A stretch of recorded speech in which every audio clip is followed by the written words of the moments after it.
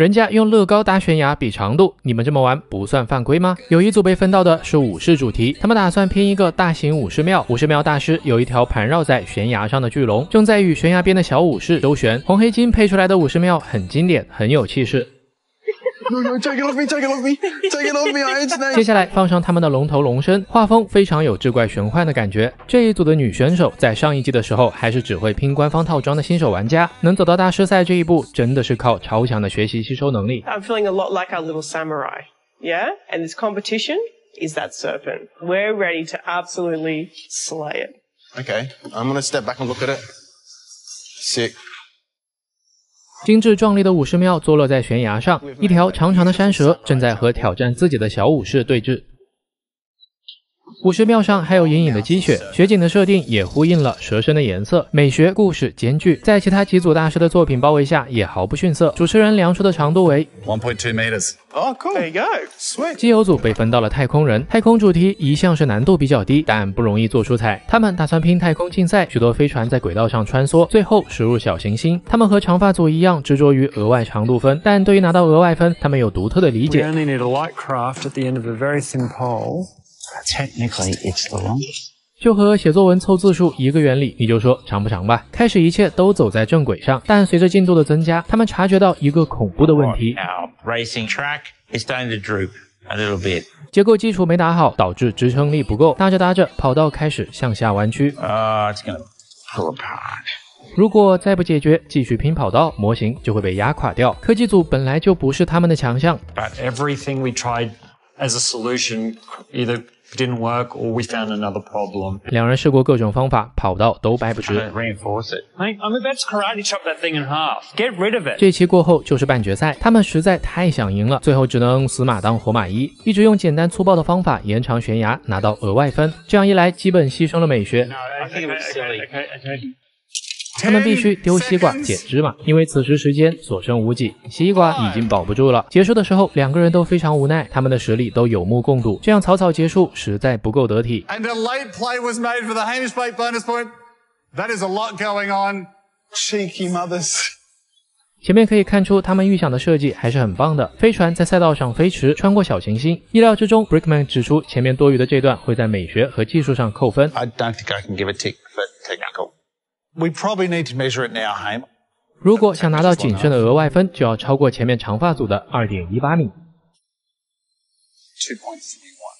Oh, the bonus point. All right. 虽然在大师赛这样做有些胜之不武的感觉，但节目规则就是如此。他们成功拿到了最长的额外分。他们其实也知道自己这次走偏了，如果不想被淘汰，除非剩下的选手有更大的失误。下一期。 6个乐高小颗粒能做什么？它们可以支撑起重达几十斤的乐高模型。兄弟组选择了巫师主题，这草图看得我 KFC 都烧了。什么悬崖不悬崖的，他们直接把环境设定成漂浮岛。兄弟俩要放弃额外分，但要争取更高的技术分。从结构上讲，这个设计的任何地方都可能失去重心。他们也说了，冒险是因为有特权，如果没有豁免权，绝对不敢这么搞。兄弟组的神话生物依旧稳定发挥，没多久施救就做好了。上次看到这么漂亮的施救，还是美版第一季决赛的夫妻组。 接着，丰满奇幻森林的故事细节，一共有4座悬浮岛连接在一起，因为重量不平衡，导致岛往后倾斜，所以他们在漂浮岛背后加了向前推的力作为矫正措施。奇幻的魔法森林坐落在漂浮岛上，岛上有巫师的小屋、南瓜田，看起来有毒的红蘑菇，就像某个冒险游戏的画面。一只狮鹫偷走了巫师饲养的羊群，细节润色和整体的完成度很高。Brickman 指出，唯一的缺陷就是背后的支撑部分，侧面看太明显。主持人测量的长度是63. To the edge of that banister. Well done. 厄运组拿到的是小女孩海蒂，他们把悬崖设计成了一双手，迎接骑着飞蛾回家的女孩。厄运组是想试试额外分的，所以在设计科技组上花了很大的精力。 Hey, Owen. Yeah, mate. Oh, yeah? It's only like 60 centimeters, though. It's actually 85, but cheers, mate. 他们设计的场景是音乐之声中阿尔卑斯山脚下的羊群和草地，大地母亲伸出一双手，手上用线绳固定了一只大鹅。他们试图打造一种生动奇妙的氛围感，但还差一个亮点，就是从指缝间流下的瀑布。 All right, don't let this literally slip through your fingers. Holy cow. How long to go? How long to go? 我预告里提前看到他们会碰坏作品，但看到现在时间只剩下2分钟，这个画面还没出现。看到这里的时候，真的是心悬到嗓子眼了。You got it. Minute 45. Go, go, go. Quick, quick. Where is she? Where is she? I don't know. Where? 巨大的压力让 Gabby 当场崩溃，2个人只能一边找零件一边装。Quick, quick, quick, Gabby. Quick, put her on, put her on. Is you got time? In it? You got time? 还好最后补救回来了。 You're done. 2. Oh my God. 1. That's it.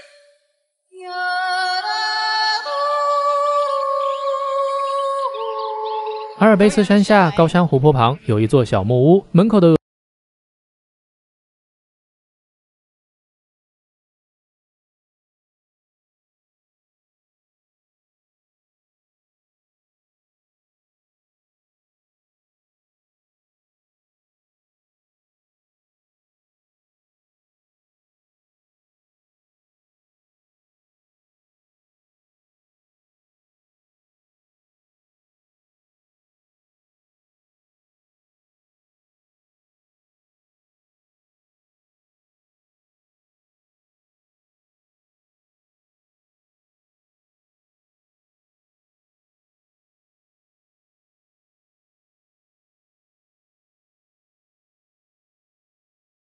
表面上，这是一个复古行李箱，打开原来是小王子童话的微缩剧场。漂亮的星空下，小王子坐在篝火旁，正在给狐狸讲故事。世界上有5000朵一样的玫瑰，只有它是独一无二的，因为你为它付出了很多时间，还附赠了小王子贴纸，加上自己的 DIY， 它便是你独一无二的玫瑰。甚至还能把写上心愿的小纸条藏在行李箱里，带上它和小王子一起旅行。手办小王子在1943年问世，今年刚好是80周年，加上小王子的独特寓意，这套积木不管是送人还是收藏都很有意义。送上这个正版授权的行李箱，和他一起勇敢地探索世界。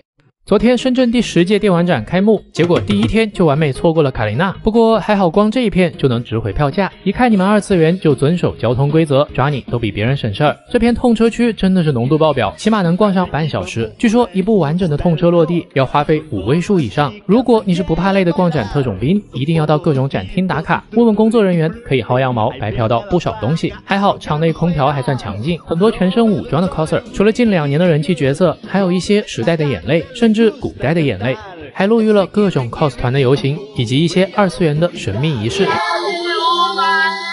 这次积木展台也要比往届的大，我放到下一期重点讲吧。现场的游戏活动也很多，很多棋牌电竞类的比赛也放在展位上了。线下开黑的联盟挑战赛可以现场参与 solo， 质疑福瑞控，理解福瑞控，成为福瑞控。不过听说漫展那一场算是商展，想看正展还得去摄影区和外场。这次的4个馆都很大，全部逛完大概要1整天，所以没人疼就去漫展吧，逛完浑身都疼。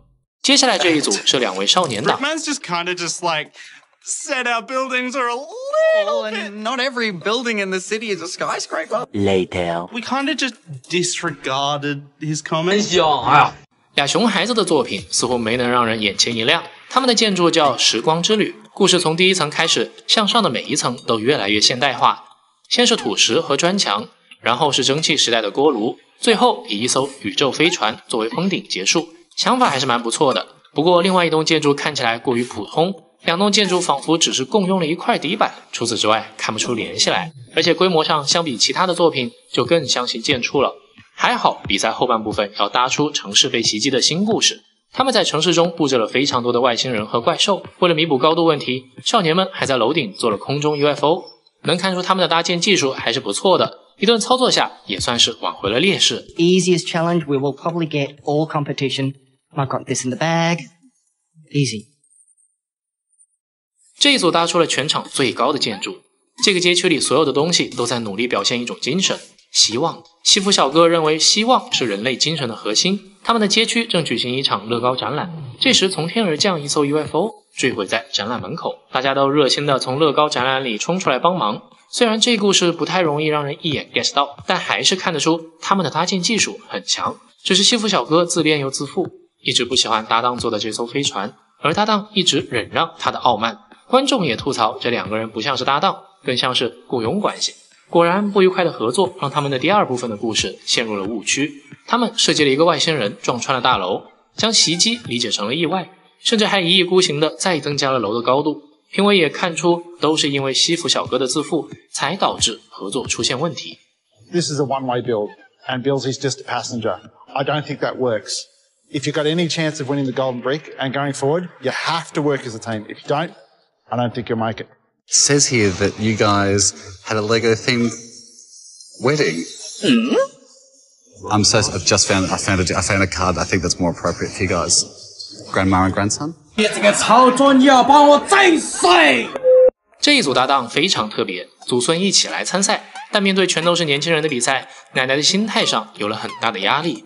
I'm not sure that I'm meant to be here. 这时评委暖心的站出来，抚平了奶奶的焦虑。You've been chosen for this Lego competition for a reason. This is not Lego average. This is Lego Masters. Now, I believe in you. Keep it going. 受到鼓励的祖孙俩也拿出了出乎意料的作品。他们的街区叫气象广场，有一片巨大的雷雨云，一场风暴即将来临。祖孙俩为了表达更多的感官上的体验，甚至加入了声音装置，模仿出雷雨的声音。把手放在乌云下，还可以看到模拟闪电的闪烁灯光，令人惊叹。不足之处是乌云做的有些尴尬，棱角感太强。作品故事也不是很明朗。转折后，城市遭到一条巨龙的袭击。说起龙，很难不让人想到美版白人小哥组搭的龙，线条和造型都堪称完美。祖孙俩的这条龙运用了许多让人意想不到的零件，比如龙翼竟然是用了灯杆作为衔接，也冒了不小的风险，将龙按在了楼的侧面。So I think this is the most technically advanced build out of our entire mega city. Well done, guys. Well done. Well done. 以上就是8组选手们的展示。先来公布前2名的队伍是小哥组和祖孙组。竟然没有胡子组的教堂吗？小哥组的树屋无论是故事还是拼搭技巧都没得说，但整体上祖孙俩的气象广场设置上更精巧，拼搭技巧也更胜一筹，所以拿到了本期的小金砖。 We're the winner of this part of the competition. What? 下一期爆炸就是艺术，一起来摧毁乐高吧！现象级综艺《乐高大师》澳洲版来了。澳版比起美版更早1年播出，说起来美版是属于翻拍，所以2部在主题和赛制上差别不大。其实之前的美版已经是相当精彩了，但拌饭在制作澳版时不禁感叹，原来真正的神仙打架在这儿啊！澳版的细节和技术性比起美版都更加震撼。话不多说，一起来看吧。第一期还是你们熟悉的味道，获胜者可以得到小金砖，使用小金砖则可以保护自己的队伍不被淘汰。本期的主题是摩天大楼。看过美版的小伙伴肯定不会忘记白人小哥组大楼被腰斩的画面。同为细节狂魔的澳版选手也拿出了让人难忘的作品。这座看起来平平无奇的教堂，打开屋顶后，其中别有洞天。婚礼现场的细节只能用极致来形容。而搭建这座教堂的选手又是大胡子，美版3巨头之一也是大胡子组。果然大胡子玩乐高都特别强。胡子组用彩色透明矮砖做成了教堂的彩色玻璃花窗。阳光透过花窗洒在地板上，突然出现的台阶引起了新郎的注意，窗外的景色吸引着他，他好奇地看向阶梯通往哪里，而这时新娘正拖着纯白的婚纱缓缓踏进教堂。因为没有专门的新娘长裙零件，所以2位细心的胡子猛男竟然花了1个小时来制作这件婚纱和捧花。这件作品还有一个巧妙之处在于屋顶的打开方式，大胡子组用了很多科技组零件，而且为了在外观上隐藏他们几乎翻遍了所有的科技件。熟悉美版规则的同学都知道接下来要发生什么了。没错，一场灾难性的转折。3个小时内，选手们要创作城市被袭击的故事。胡子组之后的故事也非常有意思。岳父发现新郎刚刚竟然是想逃离婚礼，他愤怒地开来了战斗机，准备摧毁眼前的一切。故事至此变成了一场地狱式的婚礼。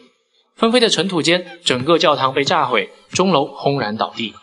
和美版单纯加个怪兽不同，澳版真的是实打实的给作品拆开，做成了真正被袭击的感觉，实属硬核。实际上2位大胡子都是钻井平台的石油工人，身为胡子猛男却选择了细腻的婚礼题材，也不失为一种浪漫的反差。 Overall, love your work, guys. Well done. No worries. Well done, fellas.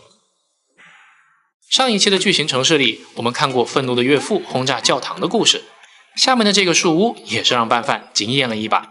这个作品叫做《梦幻岛之狼》，名字取自小飞侠彼得潘和华尔街之狼。彼得潘打败了铁钩船长后，他变得只喜欢绿色的钞票，索性扔掉了所有的童年玩具，开始穿上西服，生活在他创立的公司一栋树屋里，还将自己心爱的温蒂安排在了树屋的顶层公寓。从此，彼得潘开始适应城市中的生活。两位小哥利用凸点改变每一块砖的方向，让树看起来更还原，能将悬空延伸的树枝部分做成不同形态的角度。看似简单，其实还是难度很大的。看比赛要求做出城市被摧毁的转折后，原本杀青的反派铁钩船长不得不再次出场。化身拆迁队长的船长驾驶着铁钩机器人，带领着工人用撬棍和武器破坏彼得潘的公司。不得不说，两位小哥的细节处理太好了，但评委却给出了更好的思路。 Instead of 3 little ones, why not make a giant one with a chainsaw, chop the tree down, really take a bit of a risk? 这对姐妹是节目里难得看到的亚裔面孔，她们设计的街区叫重力广场，这是一座沉浸式的艺术画廊，一桶颜料倾泻在大楼上，下面是泡泡酒店。身为设计师的两位妹子对于颜色与建筑有着特别的理解，在城市被摧毁后，原本色彩缤纷的大楼被黑暗渗透，炫彩与黑暗在视觉上的对抗，完美的将故事呈现了出来，创意绝了。这对夫妻的街区叫超级小镇，爱玩的夫妻俩在作品中融入了自己的梗，一个绿色的怪兽代表了邪恶一方的丈夫，他正在攻击超级小镇，而天使人仔则是乐高形态的妻子，他在拯救这个城市。等等，这组秀恩爱秀进作品就算了，不小心压到题的夫妻俩提前把转折故事都做好了。虽然这怪兽的姿势不像在攻击，更像在投篮，看看后面他们会怎么处理。在第二部分里，他们将妻子也改造成了一个怪兽，为了保卫城市而和丈夫的怪兽进行对抗。从故事和搭建里就能看出夫妻俩的跳脱的性格了。这组是来自印度的一对夫妻，他们的街区叫下班后的生活，整个街区以休闲娱乐为主题，公园里有乐高球体雕塑和大量透明砖搭建的泳池。可惜整体故事过于薄弱，不够明确。之后他们的城市遭受了陨石的袭击，火球做的也很漂亮，但如果能再丰富技巧和故事就更好了。 You've obviously got the ball skill. Try something different. Yeah, full story. Batter up. 接下来有请选手们光着脚走一圈。开玩笑的吧！本期任务是要求大家以太空为主题，创造震撼的爆炸瞬间。不仅爆炸的视觉效果要足够炫，更重要的是选手们要创作一个发生在爆炸时的精彩故事。节目组准备了4种爆炸方式，分别是棒球击碎、自由落体、大爆炸，以及以100公里每小时的速度冲击的滑轨。选手们自己抽签来决定摧毁的方式。比如这组印度夫妻就抽到了大爆炸，不过在炸成碎片之前，欣赏一下他们花费7小时搭建的作品吧。这个长得像食人花一样的太空怪兽正要侵略这个星球，不过另一边的宇航员也不会束手就擒，他布置了大量的炸药，准备让整个太空站和怪兽同归于尽。爆炸的瞬间，他会驾驶飞船逃离这颗星球。夫妻俩搭建的这只怪兽，血盆大口里布满了白色的尖锐獠牙，配上惊悚的鲜红色，这个造型真的太棒了。接下来主持人要按下遥控器发动爆炸了。竟然还炸出了反转剧情，这次反派获得了胜利，怪兽连牙齿都没少一颗，而太空站倒是被炸个粉碎，宇航员也悲惨地迷失在了爆炸的尘埃里。摄影机慢放了爆炸的瞬间，哇，纷飞的砖块炸满了屏幕。此时怪兽的血盆大口仿佛在嘲笑人类一样，这剧情反派直呼内行。在评委给出好评后，主持人又强行加了一部续集。主持人在地上的零件里找到了存活下来的宇航员。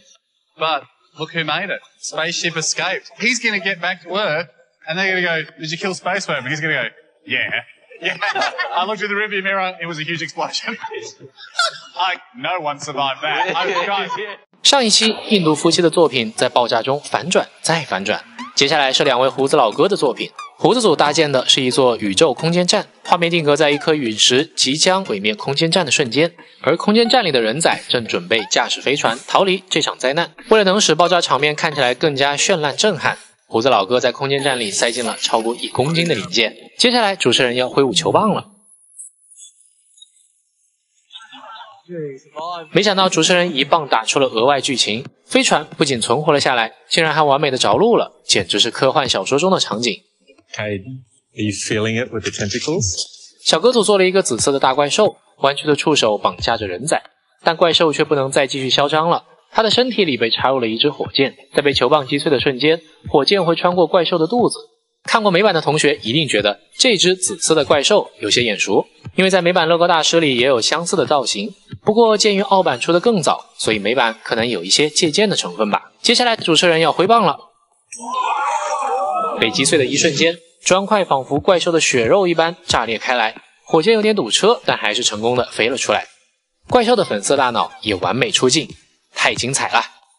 这对新婚夫妻选择搭建一座即将坠落在月球上的蜜月火箭，火箭里面有代表了夫妻俩的形象的人物，他们希望即使火箭坠毁，两个人也会紧紧抱在一起。成功了，夫妻俩完美的存活了下来。炸得满天纷飞的不是乐高，是狗粮啊！他们在火箭里塞进了很多彩色透明砖，在镜头下 bling bling 的闪烁着，非常漂亮。但主题是 space 太空，不是 sweet。他们因为过于专注故事而导致作品失去了太空感，过于卡通化，偏题了呀。I made it. 2, 1, hands off. Take your hands off. 祖孙俩因为最后出现了一些意外，作品和故事都只剩下了一半。看看他们剩下的作品，在滑轨每小时100公里的冲击下，爆炸效果表现得怎么样？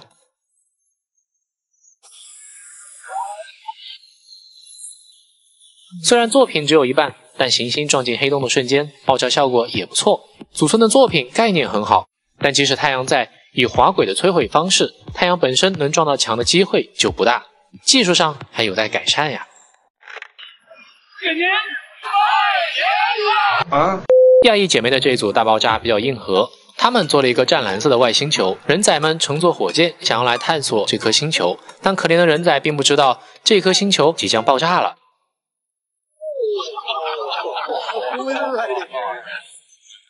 这艘宇宙飞船的脆弱程度恰到好处，爆炸效果和故事也很精彩。来到了自负小哥和受气搭档这一组，他们做了一个月球旅馆，里面的人仔正跟着音乐狂欢，完全不知道灭顶之灾即将来临。他们在地板上运用了很多彩色砖块，拼成各种图案，这样爆炸的瞬间会迸发更多的色彩。但在搭建的最后，自负小哥坚持要给建筑加上透明屋顶。I'm confident that we're going to get that same moment of impact. We're going to put a roof on.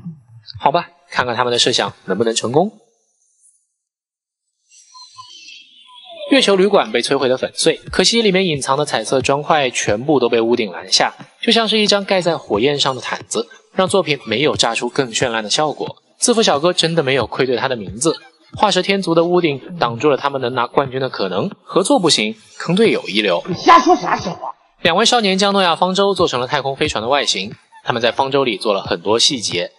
不过这些动物都放在一个笼子里，这是要养蛊吗？你他娘的还真是个天才！看看他们的作品，在滑轨每小时100公里的冲击下，爆炸效果表现得怎么样？整个方舟像煎饼一样摊开散落在黑暗中，少年们使用明黄色是明智的选择。 The whole story and concept you've got was great. Great job. 因为本期只有8组选手，所以这一期依旧没有淘汰环节，但胜出的一组可以保证下一期不被淘汰。本期排在前2名的分别是小哥组和印度夫妻组。小哥组紫色的触手怪爆炸时，火箭从怪兽四散的内脏中冲了出来，让人印象深刻。印度夫妻组无论在技术、绝妙的怪兽造型，尤其是精彩反转的故事上，表现都堪称完美。所以我们恭喜小哥组再次陪跑，印度夫妻组拿下了本期的冠军。下一期发挥全部的想象力，搭建出他们的另一半，淘汰赛也正式开始。对于其中一队来说，这将是他们在乐高大师的最后一个作品。如果这些被切割掉一半的物品给你无限数量的乐高砖块，你会怎么创造他们的另一半？这就是本期选手们所要面临的挑战。不过还要加上10小时的时间限制。虽然给我说明书10个小时也未必能拼成一个套组，这乐高让我玩的也太失败了。不过这倒成了这些大神级别的玩家秀操作的机会，比如这2位小哥，他们拿到了最具艺术性的主题之一，半个小提琴。艺术性越强的题目越抽象，也就意味着难度升级。小提琴的另一半搭点什么才能做出既惊艳、故事性又强的作品呢？10个小时后，小哥组用实力带来了答案。这是一个诞生于小提琴体内的朋克摇滚机器人。机器人挣脱齿轮和线路的束缚，破琴而出。一只机械手臂挽着琴，另一只手高举着，仿佛在指挥自己的重生之歌。小提琴散落的碎片让人可以秒懂整个故事。作品展现了古典与摇滚的碰撞与融合，同时也是两位小哥拼搭风格上的完美合作。其实他们最开始本想做一个生长在小提琴上的美少女，她手持琴弓，拖着巨大的裙摆，但尺寸这么大的作品，这些难度极高的曲线，想要在10小时内完成，几乎是不可能的。尤其是评委说出这句话之后 I've made a life-size Lego violin before. Yeah. And it took 50 hours. 怪不得评委觉得这个作品如此惊艳，大概只有身为乐高大师的他才能明白10小时内完成这个作品的真正难度吧。下一期胡子组最不想拿到的半台放映机，这玩意儿可怎么搭啊？竟然还能拿到前2名角逐冠军。穿上东北大花袄来参加第1场淘汰赛的姐妹组却并没有那么喜庆的感觉，他们拿到了不是那么喜欢的半个电视机，导致在前45分钟一直在纠结到底应该补充些什么。正当拌饭觉得他们是不是创造力堵塞的时候 We're gonna do something like, I don't know, it's underwater. Why don't we build something that's underwater? A TV that's underwater. Light bulb moment. Ding! 听完连续3个带有些澳村口音的 Water， 我们看到了他们新的想法。这半个电视机扑通掉进了海里，它的周围有旋转的小丑鱼、大型的章鱼和其他的生物，美观程度上可以说是盖了帽了，但是整体的故事性和模型规模都没有达到预期。严格的评委甚至直言，他们失去了一次本可以闪闪发光的机会。嗨，难搞哦。印度夫妻组因为上一期拿到了冠军，所以豁免了本次比赛，暂停出场1期。所有选手展示完毕，前2名的分别是小哥组和胡子组，两组都达到了技术性和故事性兼顾的同时，又让人赏心悦目。There was one build that was better than the other by this much. Henry and Cade. 恭喜连续陪跑2期的小哥组，终于拿到了冠军。不过别忘了，这是1期淘汰赛，因为表现不尽人意而排在垫底位置的分别是亚裔姐妹组、祖孙组、夫妻组。这3组中有1组要离开乐高大师的竞争。最后评委选择了半个电视机的作品，虽然色彩运用很强，但作品规模过小，故事性又欠缺许多，因此亚裔姐妹组遗憾地离开了赛场。Creative geniuses, you've made beautiful things here, and we're all luckier for having seen them. Thank you so much. Thank you, guys. Great job. 下一期想拼什么都行，但只能用从这只鹦鹉身上拆下来的零件。不愧是身为乐高大师的评委亲自设计的题目。这只看似简单的鹦鹉拆解后，竟然有1600块零件。看到这只鹦鹉了吗？看起来好像也不是很复杂，是吧？它可是由全球17人之一、南半球唯一认证乐高大师的评委亲自设计的。我的妈，还接个大活！本期的考题把这只鹦鹉全部拆开来，会得到超过1600块零件。零件里有轮胎、科技件和超过8种颜色的砖块。本期的主题是随便搭，但选手们需要将肢解鹦鹉得到的1600块零件全部使用上，物尽其用，变化无穷。乐高大师这期有那味儿了，我感觉到全部都回来了。胡子老哥在第1期做过教堂婚礼的主题，这次他们想做一个发生在婚礼之前的求婚故事。得，前传有了，他们这个婚礼剧情估计还能再来个续集。胡子老哥真的强，一只鹦鹉竟然能拆出房车、树林、公园和喷泉4部分，颜色和搭建上和谐的像是自己挑的零件一样。胡子组的作品完全是可以出个小套组的水平了。夫妻俩拆零件的速度那叫一个快。他们的作品是一个机车手在路上驾驶着机车，我非常怀疑这个机车手是按照胡子老哥的形象做的，连头上的红带子都一样。小哥组做了2个联动场景，客厅里2个人正窝在沙发里玩拳击游戏，另一边是游戏画面，红蓝双方正在擂台上 PK 拳击。他们还搭出了客厅窗外的景色，3部分结合的非常巧妙和谐。少年组到时间截止时也没有搭完，他们做了一艘飞船，驾驶舱和飞船主体没有连接上，整个作品完成度一落千丈。祖孙组，祖孙俩搭的机器人和袋鼠的拳击场景。印度夫妻用拆解的鹦鹉竟然做成了有4座游乐设施的游乐园。自负小哥组在这一期聪明了很多，他们先思考了零件的用处，然后反推自己想要做的主题，最后他们决定做一个乐队组合。